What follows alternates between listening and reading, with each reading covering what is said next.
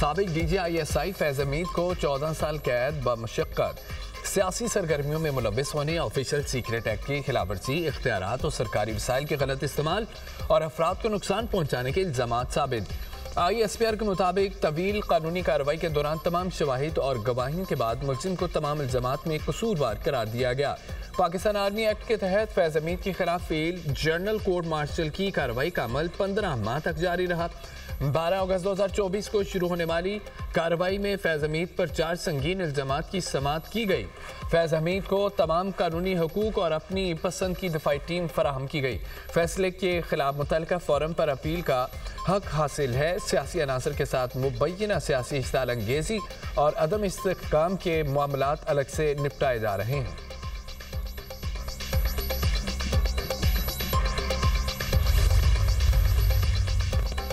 DGISPR ने 5 दिसंबर को press conference की। प्रेस कॉन्फ्रेंस 9 मई के वाक़यात में फैज़ हमीद और बानी PTI की गठजोड़ की निशानदेही करती है। फैज़ हमीद को दी जाने वाली 14 साल की सज़ा इस अमर को भी वाज़ेह करती है।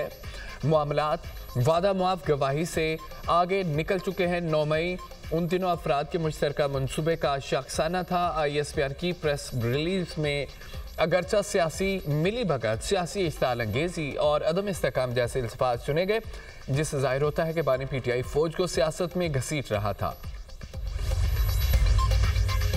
फैज़ हमीद को 15 माह के बाद सजा सुनाई गई। वज़ीर दिफा ख्वाजा आसिफ का एक्स पर पैगाम कहा कि फैज़ हमीद को आर्मी के कोर्ट ऑफ अपील में जाने का हक है। इसके बाद आर्मी चीफ के पास भी अपील का हक हासिल है। फौज के जुडिशल अमल के बाद फैज़ हमीद हाई कोर्ट जा सकते हैं। इंसाफ का तमाम अमल और इदारे फैज़ हमीद को मुयस्सर हैं। नवाज शरीफ को नाअहल करार देकर वज़ारत उज़्मा से हटाया गया। फैज़ हमीद और बाजवा का बानी PTI को इक़्तिदार में लाने का मनसूबा यहाँ ख़त्म न हुआ। बानी PTI को महफूज बनाने के लिए शरीफ ख़ानदान को ख़त्म करने का सिलसिला शुरू हुआ। इसके बाद पाकिस्तान की तबाही का आगाज़ हुआ। मुईशत, दिफा और कौमी शनाख्त सब ज़वाल पजीर हुए। 9 मई फैज़ हमीद और बानी PTI का मुश्तरका मनसूबा था। राना सनाउल्लाह का कहना है कि फ़ौज में अंदरूनी एहतसाब का मजबूत निज़ाम मौजूद है। फैज़ हमीद अपनी सरकारी और अस्करी हैसियत का नाजायज़ इस्तेमाल करते रहे। मेरे खिलाफ मुकदमे में भी फैज़ हमीद बराह रास्त मुलव्विस थे। जो लोग उनके साथ थे उनका ट्रायल भी फौजी अदालत में चल सकता है।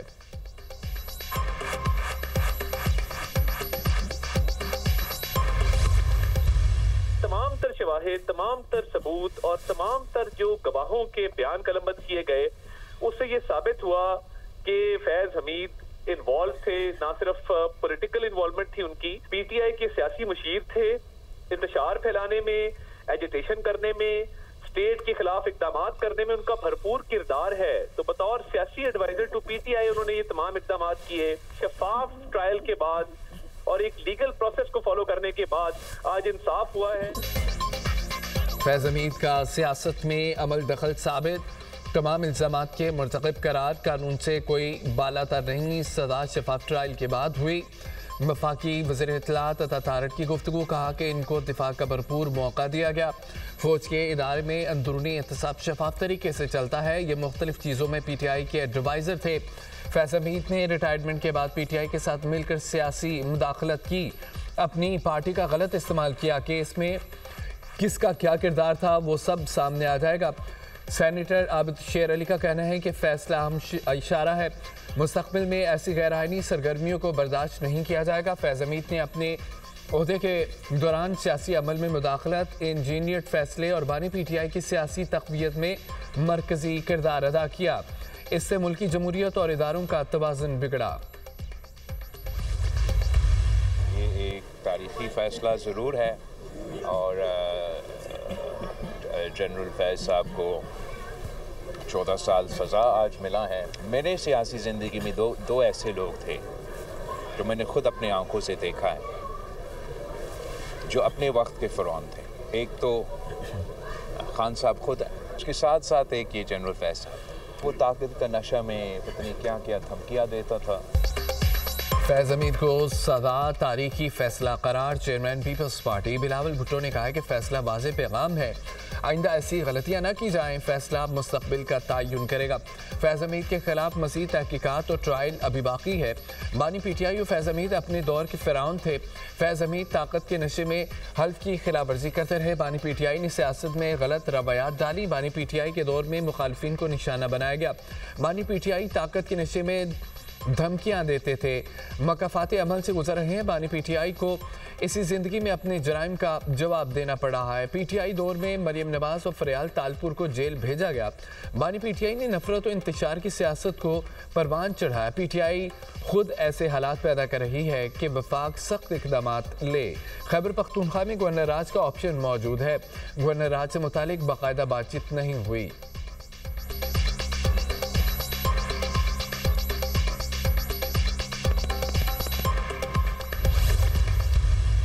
फैज हमीद अब इमरान खान साहब के खिलाफ 9 मई समेत गवाही भी देंगे और एविडेंस भी दे रहे हैं, तो उसके बाद 9 मई के केस के अंदर नफी हो जाएंगे। शिकंजा इमरान खान साहब के इर्द गिर्द आ जाएगा। इमरान खान साहब को जिधर पहुंचाना था, जिससे मैं रोक रहा था, उधर पहुंचा दिया। आज पीटीआई में, असली पीटीआई में मातम का दिन है और इस शिकंजे के अंदर इमरान खान साहब बिल्कुल आ गए हैं, समेत पीटीआई के, समेत इंसाफ के कलम चलाने वालों के, समेत पीटीआई के लोग।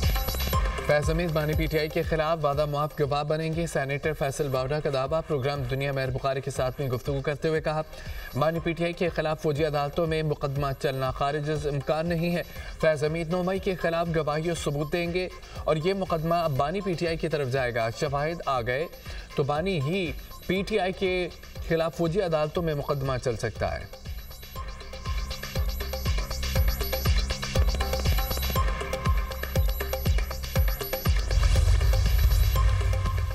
मुल्क के मुख्तलिफ शहरों में फ़ज़ाई आलूदगी बरकरार। लाहौर दुनिया के आलूदा शहरों में दूसरे नंबर पर एयर क्वालिटी इंडेक्स 398 तक पहुँच गया।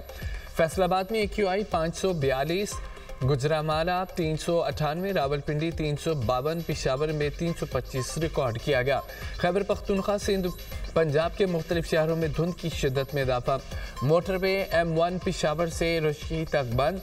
मोटरवे M2 पर लाहौर से हिरन मीनार तक ट्रैफिक का दाखिला बंद। मोटरवे M4 शेरशाह इंटरचेंज से शाहकोट इंटरचेंज तक बंद है। मोटरवे M5 पर मुल्तान से जाहिर पीर तक ट्रैफिक का दाखिला ममनू है।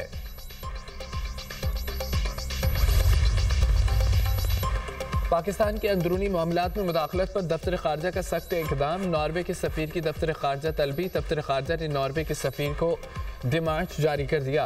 11 दिसंबर को नॉर्वे के सफ़ीर की सुप्रीम कोर्ट में ईमान मजारी केस की समाअत में शिरकत सफारती हद से तजावुज़ था। पाकिस्तान के अंदरूनी अदालती मामलात में बराह रास्त मुदाखलत भी थी।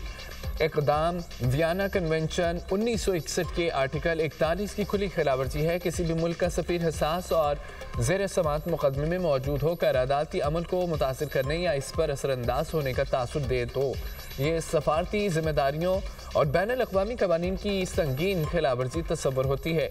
दफ्तर खारजा ने वाज़ेह किया है, पाकिस्तान अपने अंदरूनी मामलात में किसी भी किस्म की मुदाखलत बर्दाश्त नहीं करेगा।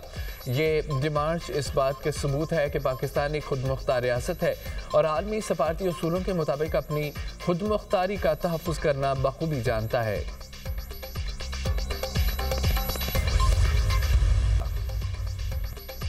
पाकिस्तान के F-16 तैयारों की अपग्रेडेशन। अमेरिका ने पाकिस्तान के साथ $686 मिलियन असला डील की मंजूरी दे दी। अमेरिकी दिफाई सिक्योरिटी कोऑपरेशन एजेंसी ने कांग्रेस को खत लिखकर आगाह कर दिया। कांग्रेस के पास इस फरोख्त का जायजा लेने के लिए 30 दिन का वक्त है। अमेरिकी जरीदे ब्लूमबर्ग की रिपोर्ट के मुताबिक पाकिस्तान को 92 जदीद लिंक 16 सिस्टम दिए जाएंगे। ये आलात कम्युनिकेशन और डाटा लिंक्स का जदीद निज़ाम है। तैयारों के हार्डवेयर और सॉफ्टवेयर अपडेट्स, नेविगेशन और क्रिप्टोग्राफ्ट आलात भी शामिल हैं। डील में 500 पाउंड वजनी MK82 बम दिए जाएंगे। मुआहदे के तहत हथियारों की इंटीग्रेशन और सपोर्ट आलात भी फराहम किए जाएंगे।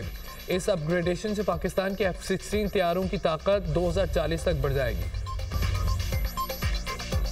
वज़ीर आला खैबर पख्तूनख्वा सोहेल अफरीदी को मुलाकात की इजाज़त न मिली। पुलिस ने वज़ीर आला KP सोहेल अफरीदी को जागल नाके पर रोका। मुलाकात का वक्त ख़त्म होने पर सोहेल अफरीदी वापस चले गए। मीडिया से गुफ्तगू में कहा, 10वीं बार अडयाला जेल आया। अदालती अहकाम के बावजूद मुलाकात नहीं कराई जा रही। हमारे कारकुन डरने और झुकने वाले नहीं हैं। हमारे दरवाजे बातचीत के लिए खुले हैं। हमने हमेशा आईन और कानून की बालादस्ती की बात की है। पाकिस्तान के मफाद में जो होगा हम वही करेंगे।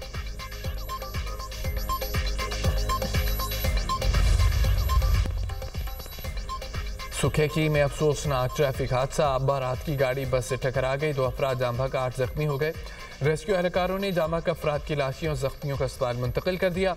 बारात नौशहरा फिरोज से सुखेकी आ रही थी।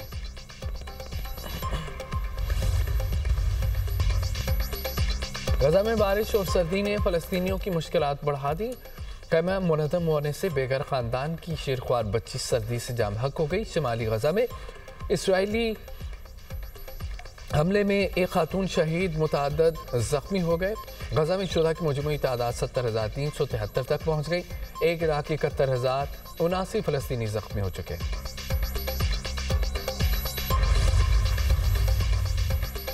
हमास ने एमनेस्टी इंटरनेशनल की 7 अक्टूबर 2023 के हमले से मुतालिक रिपोर्ट मुस्तरद कर दी। रिपोर्ट को गलत और गैर पेशेवराना करार देते हुए वापस लेने का मुतालबा। हमास का कहना था कि रिपोर्ट में काबिज़ हुकूमत के झूठ और इल्ज़ामात को दोहराया गया। रिपोर्ट का मकसद इश्ताल फैलाना और मुज़ाहमती फोर्सेस का तासुर मस्ख करना है। अक्टूबर 2023 की रिपोर्ट में हमास पर इंसानियत के खिलाफ जराइम का इल्ज़ाम लगाया गया।